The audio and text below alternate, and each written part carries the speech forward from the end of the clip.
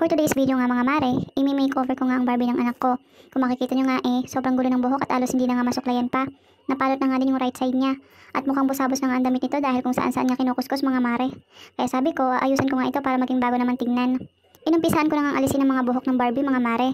Sis ko, sobrang nga akong nahirapan sa pagtanggal nito dahil sobra naman ang pagkadikit ito sa ulo. Kaya nga mga ilang minuto ko nga din ito natapos mga mare at halos manakit nga ang daliri ko sa kakatanggal ng buhok. Alam nyo ba mga mare, nung naging nanay nga ako, doon ko lang na-realize si mama noon. Kaya pala siya nabubunga nga at galit na galit sa amin sa tuwing nilalaro namin yung Barbie na naka-display. Baka sirain lang namin, pero siyang tunay naman. Siyempre, bilang mga bata, gusto mo lang laruin yung mga bagay na gusto mo. Gumupit nga ako ng maliit na bilog na net na may maliliit na butas at tatahiin ko nga ito sa ulo ng Barbie. Dito palang mga mare dumagdag nga ang pagsakit ng daliri ko dahil sa tigas ng ulo nito. Para mga anak ko lang, charing. Pero dahil sa kagustuhan ko nga mapaganda ang Barbie na to, nagtyaga talaga ako mga mare na matahi nga to. Inumpisahan ko na nga tahiin isa-isa ang mga buhok. Buti na nga lang naitatabi ko pa ang mga gamit ko sa paggawa ng wig. Nung dalaga pa kasi ako mga mare, nagsasideline ako sa paggawa ng wig. Habang nag-aaral ako ay pinagsasabay ko nga ang pananahi para kahit papano ay kumikita din ako ng pera.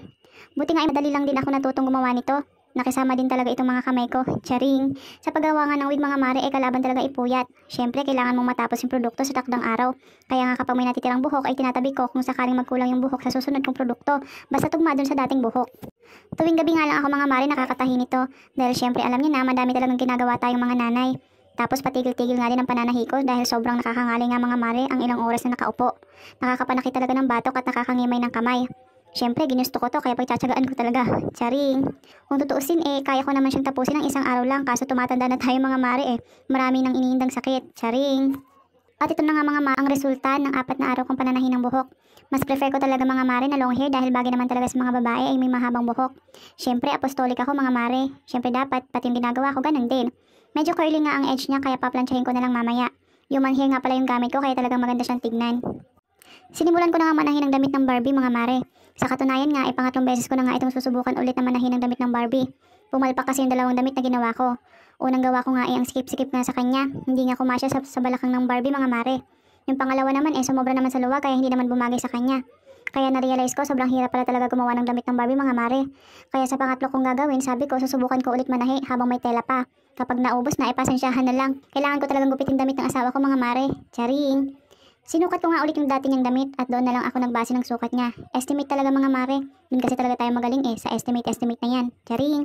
Ini-imagine ko na nga kung anong design ang gagawin ko mga mare. Kaso minsan ang gulo-gulo ng utak ko. Sa daming gusto kong gawin nalilito na tuloy ako kung ano talaga ang gagawin ko. Nang matapos ko na nga tahiin ang damit ng Barbie nag-iisip nga ako ng detalyeng ilalagay ko mga mare. Since na mahilig din nga ako mag-crochet naisipan kong iganchilyo na lang ang sleeve, collar at ang edge ng dress para maiba naman. Kaya tinahi ko nga ang mga edges mga mare na medyo maluwag para may lulusutan nga ang yarn. Sobrang nga akong na-amaze mga mare sa ginagawa ko kasi hindi naman talaga itong inaasahan kong outcome ng makeover ng Barbie. At ito na nga mga mare ang outcome ng pinagpaguran ko. Natutuwa at natatawa nga ako mga mare kasi parang sasali si Barbie sa Santa Cruzan. Charing.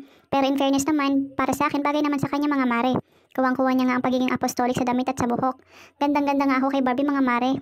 Tinansya ko na nga ang buhok nito mga mare kaya hindi na siya masyadong curly tignan.